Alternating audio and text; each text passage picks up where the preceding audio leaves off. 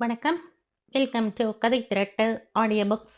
இந்த வீடியோல நம்ம என்ன கதை கேட்க போறோம்னா, எழுத்தாளர் கீதா பென்னட் அவர்கள் எழுதிய அதையும் தாண்டி புனிதமானது சிறுகதை. நம்ம சேனலை இதுவரைக்கும் சப்ஸ்கிரைப் பண்ணாதவங்க சப்ஸ்கிரைப் பண்ணுங்க. பக்கத்தில் இருக்கிற பெல் ஐகானை கிளிக் பண்ணி ஆல்ங்கிற ஆப்ஷனை ப்ரெஸ் பண்ணுங்க. ஸோ தட் நான் போடுற கதைகளை உடனுக்குடனே நீங்க கேட்கலாம். வாங்க கதைக்குள்ள போகலாம். பெட்டி படுக்கையுடன் ஜானகி வீட்டுக்குள் நுழைந்தபோது அம்மா, அப்பா, சீதா எல்லோரும் டெலிவிஷனில் மூழ்கியிருந்தார்கள். உலக கோப்பைக்கான கிரிக்கெட் மேட்ச் நடந்து கொண்டிருந்தது. அம்பையர் கைகள் இரண்டையும் மேலே தூக்கி அவுட் கொடுக்க ரசிகர்களின் கூச்சல் காதை பிளந்தது.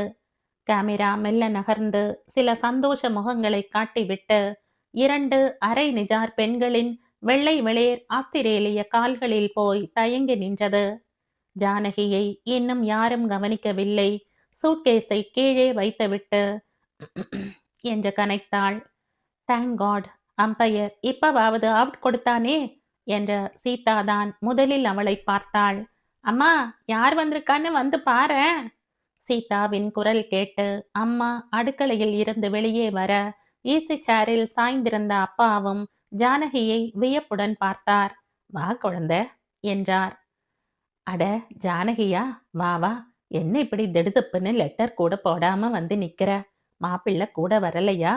அம்மாவின் முகத்தில் இப்போது தெரியும் அப்பட்டமான மகிழ்ச்சி இன்னும் சில வினாடிகளில் அழிந்து விடப் போகிறது. என்னடி, முகமே சொரத்தா இல்ல? குளிச்சுட்டு இருக்கியோன்னோ? சாதாரணமா இப்படி வரமாட்டியே, சண்டை போட்டுட்டு வந்திருக்கியா? அம்மா மறுபடி கேட்டாள். எனக்கு தெரியும் நீ ஏன் இங்க வந்துட்டேன்னு. அத்திம்பேர் அத்திம்பேர் மேட்ச் பார்த்துட்டு உட்கார்ந்திருப்பார். நீ உன்னை கவனிக்கலைன்னு கோச்சுக்கிட்டு ஓடி வந்திருப்ப. மேட்ச் முடியிற வரைக்கும் இங்கே தானே டேரா? சீதா சீண்டினாள். மேட்ச் முடியிற வரைக்கும் மட்டும் இல்ல, இனிமே என்னைக்குமே இங்கதான் டேரா. ஜானகி சீதாவுக்கு பதில் சொல்ல அம்மா திகைத்து நிற்க, அப்பாதான், முதல்ல அவளை உள்ள அழைச்சிட்டு போய் வயிற்றுக்கு ஏதாவது ஆகாரம் கொடு, குழந்தை பசியா இருப்பாள் என்று அம்மாவிடம் சொன்னார். அம்மா தளிகை உள்ளக்கு ஜானகியை அழைத்து போய் தோசை வார்த்து போட்டாள். காஃபியை கலந்து கொடுக்கும்போது மறுபடி கேட்டாள். அவரோட சண்டை போட்டுட்டு வந்திருக்கியா என்ன? இந்த மாதிரி மாப்பிள்ளை கிடைக்க கொடுத்து வைக்கணும்னு ஊரே அவரை கொண்டாடுறது. அப்படி இருக்கும்போது நீ நிரந்தரமா இங்க வந்துட்டேன்னு சொல்லி தலையில கல்ல தூக்கி போடுற ஏடி. 4 எழுத்து படிச்சுட்டா இப்படித்தான் திமிரெடுத்து அலையணுமா? ஆமா ப்ளீஸ், கொஞ்சம் தொணக்காதே. ஏன்? நான் உன் வயித்துல பிறந்த பொண்ணு. எது செஞ்சாலும் யோசிக்காத செய்ய மாட்டேன்னு உனக்கு தெரியாதா? நான் விபரமா எல்லாத்தையும் அப்புறம் சொல்றேன். இப்ப கொஞ்ச நேரம் தனியா இருக்கணும். அம்மா ஒன்றும் பேசாமல் புடவை தலைப்பால் கண்களை மட்டும் துடைத்து கொண்டாள். ஜானகி மாடிக்கு போய் அரைக்கதவை தாழ்பால் போட்டுக்கொண்டு போர்வையை இழுத்து போர்த்தி கொண்டு படுத்தாள். ஊரே மெச்சுகிற மாப்பிள்ளை, அம்மா பாராட்டுகிறாள். உண்மைதான், அப்பாவின் மீது அவளுக்கு இருக்கும் பக்தியும் அன்பும் ராகவனுக்கும் இருக்கிறது என்றுதான் உலகம் நம்பிக்கொண்டிருக்கிறது. அப்பா தஞ்சாவூர் அருகே இருக்கும் கல்லூரி ஒன்றில் தமிழ் பேராசிரியராக இருந்தவர். பண வரவு எதிர்பார்க்காது தமிழுக்கு தொண்டு செய்பவர் என்றால் அவர்தான் முன்னணியில் நிற்பார். இவர் பாடம் சொல்லித்தரும் நேர்த்தியை பற்றி கேள்விப்பட்டு ராகவன் வார இறுதிகளில் மதுரைக்கு அவரை வரவழைத்தான். ராகவன், மீனாட்சி சுந்தரம் என்று 2 பேரோடு ஆரம்பித்த தமிழ் வகுப்பு சில மாதங்களிலேயே குபு குபுவென 30 பேராக வளர்ந்து விட்டது. கம்ப ராமாயணம், தேவாரம், திவ்ய பிரபந்தம், திருப்புகழ், காவடி சிந்து என்று வகுப்பெடுத்து பல மதுரை இளைஞர்களிடையே தமிழ் வெறியை வளர்த்தார். ரயில் செலவுக்கு மட்டும் ராகவன் பணம் கொடுத்து விடுவான். அதற்கு மேல் ஒரு பைசா வரவு இல்லை. அப்பாவோடு அடிக்கடி ஜானகி மதுரை போய் வந்ததில் அண்ணலும் நோக்கினான், அவளும் நோக்கினாள். அதை அப்பாவும் நோக்கினார். பைசா குறைச்சல் இல்லாமல் வரதட்சணை கொடுத்து அவளை திருமணம் செய்து கொடுத்தார்.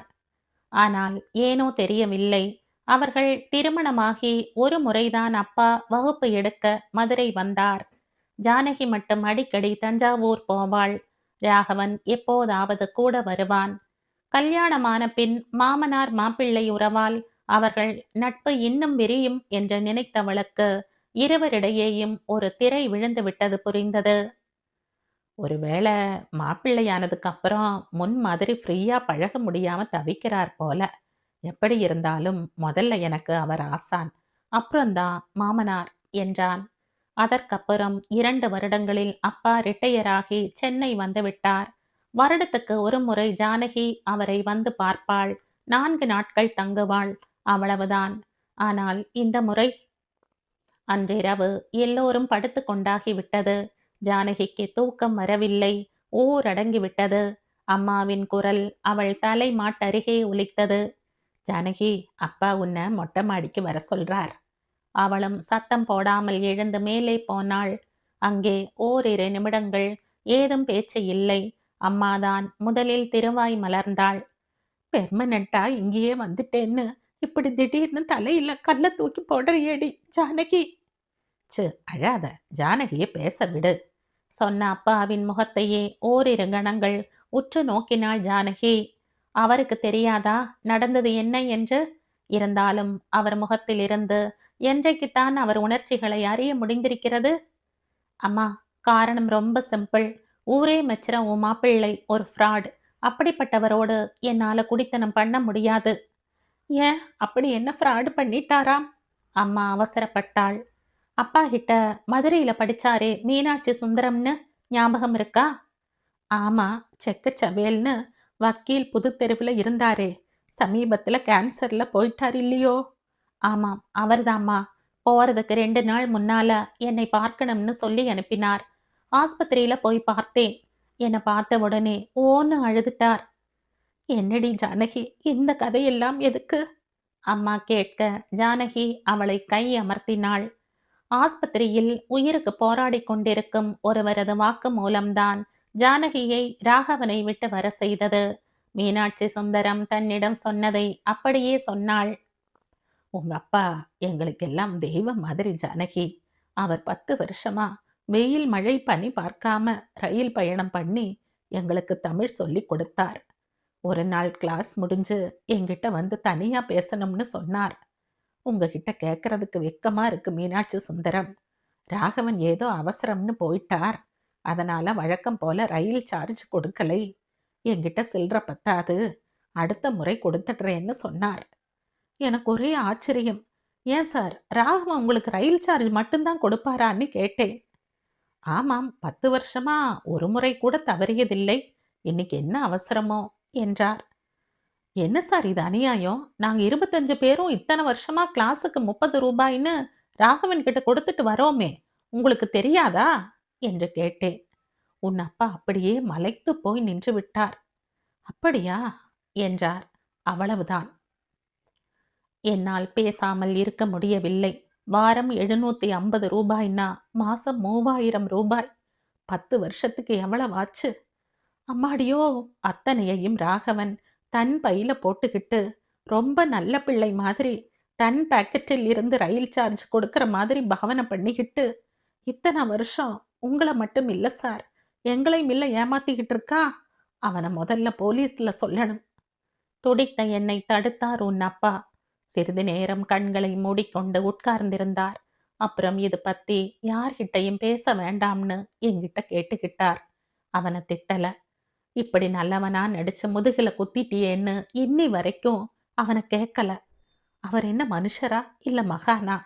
அது மாதிரி மன்னிக்கிற குணம் எவ்வளவு உசத்தி. அவருக்கு மகளா பொறக்க நீ எவ்வளவு புண்ணியம் பண்ணி இருக்கணும். நான் சாகிறதுக்குள்ள நடந்ததை உனக்கு சொல்லணும்னு துடிச்சேன். சமீபத்தில் இறந்து போன மீனாட்சி சுந்தரம் தன்னிடம் சொன்னதை ஜானகி மூச்சு விடாமல் ஒப்பித்தாள். இப்ப சொல்லுமா, நான் தெய்வமா நினைக்கிற அப்பாவை ஏமாத்தினவரோட என்னால எப்படிம்மா வாழ முடியும்? அம்மா அதற்கு பதில் சொல்லவில்லை. அப்பா இப்போது நிதானமாக பேசினார். உனக்கு கல்யாணம் கொடுக்கும்போது பண்ணி கொடுக்கும்போது இந்த விஷயம் எனக்கு தெரியாதும்மா. நான் ஏதோ இலவசமா தமிழ் சேவை செய்யறேன்னு தான் நினைச்சுக்கிட்டு இருந்தேன். ஆனா உண்மை தெரிஞ்சப்போ கதி கலங்கிட்டது. சரி, ராகவனை கேட்கறதால என்ன நடக்கும்னு யோசிச்சேன். இன்னைக்கு கிரிக்கெட் மேட்ச்சில் பார்த்தோமே, அம்பையர் கொடுக்கும் தீர்ப்பை தானே நாம ஏத்துக்க வேண்டி இருக்கு. அது மாதிரி நமக்கும் மேல ஒரு அம்பையர் இருக்கான். அவன் தீர்ப்புக்கு விட்டுட்ட. அப்பா, நீங்க அவருக்கு தண்டனை தராம இருந்திருக்கலாம். ஆனா என்னால் அது முடியாது. ராகவன பிரியறதுன்னு நான் முடிவு பண்ணிட்டேன். அதுதான் நான் அவருக்கு தரக்கூடிய தண்டனை. இப்போது அப்பாவின் மடியில் முகம் புதைத்து அழுதாள் ஜானகி. அப்பா அவள் முடியை கோதிவிட்டார். வெகு நேரம் பேசாமல் இருந்தார். அவள் அழுது முடித்த பிறகு நிதானமாக, ஆனால் அழுத்தமாக பேசினார். ஒவ்வொரு ப்ராப்ளத்துக்கும் ஒண்ணுக்கும் மேற்பட்ட தீர்வு உண்டு ஜானகி. உனக்கு எது சரியோ அதைத்தான் செய்யணும். என் நிலையில யாருமே கோபத்தில் ராகவனோடு சண்டை தான் போட்டிருப்பாங்க. ஆனா நான் எதுவும் கேட்கல. நடந்தது எனக்கு தெரிஞ்சு போச்சுன்னு அவனுக்கு தெரியும். சண்டை போட்டிருந்தா ஒரு நாள் அல்லது 1 மணி நேரத்தோட அவன் அதை மறந்திருப்பான். ஆனா இப்போ அவனோட குற்றமுள்ள மனம் ஒரு நிமிஷமாவது அவனை சும்மா விடுமா? அதுவே தண்டனை தானே. யோசிச்சு பார். அவள் பதில் பேசாமல் இருக்க அப்பா தொடர்ந்தார். எப்பவுமே எல்லாருக்கும் எது நல்லதோ அதைத்தான் செய்யணும். சுயநலமா உன்னை மட்டும் நினைச்சு பார்க்க கூடாது ஜானகி. அப்பாவின் பார்வை இப்போது அம்மாவிடம் இருந்தது. அப்பா சொன்ன வார்த்தைகளையே அங்கே தங்கியிருந்த 4 நாட்களும் அசை போட்டுவிட்டு ஒரு முடிவுக்கு வந்தவளாய் மதுரை திரும்பினாள் ஜானகி. ஏன் திடீர்னு கிளம்பி போயிட்ட? என் மேல ஏதாவது கோபமாடா? நான் என்ன தப்பு செஞ்சேன்னு சடுதியில என்னை விட்டுட்டு போயிட்ட? முகத்தில் 4 நாளைய தாடியும் சரியான சாப்பாடு இல்லாமல் வற்றிப் போன முகமுமாய் ராகவன் கேட்டான். அவள் நேரடியாக அதற்கு பதில் சொல்லவில்லை. இனிமே அப்பாவுக்கு மாசா மாசம் 750 ரூபாய் அனுப்பணும். அதற்கான ஏற்பாடு செய்யுங்க என்றாள். ஏன் ஏன் எதுக்கு மாசம் அவருக்கு அவ்வளவு பணம்? நம்ம வீட்டு தோட்டத்துல காய்ச்சி வீணாறதா? ஜானகி ஓரிரு கணம் அவன் முகத்தையே ஏறிட்டாள். பின் மிதமான குரலில் சொன்னாள். உங்களுக்கு மனைவி என்கிற உறவை விட அவருக்கு மகள் என்கிற ஸ்தானத்தை தான் நான் புனிதமாக நினைக்கிறேன். ராகவன், நான் விரும்பினா கோர்ட்டில மனு போட்டால் போதும். உங்களுடைய மனைவிங்கிற பட்டத்தை ரொம்ப சீக்கிரம் இழந்துடுவேன். அதுக்கான தைரியமும் எனக்கு இருக்கு. இவ்வளவு விளக்கம் உங்களுக்கு சொன்னா போரும்னு நினைக்கிறேன். ராகவன் அதற்கு மேல் பதில் சொல்லவில்லை. ஆனால் கொஞ்ச நேரத்தில் சட்டையை எடுத்து மாட்டிக்கொண்டு வெளியே கிளம்பினான். அவன் போகும் இடம் தபால் ஆபீஸ் தான் என்று ஜானகிக்கு தெரியும்.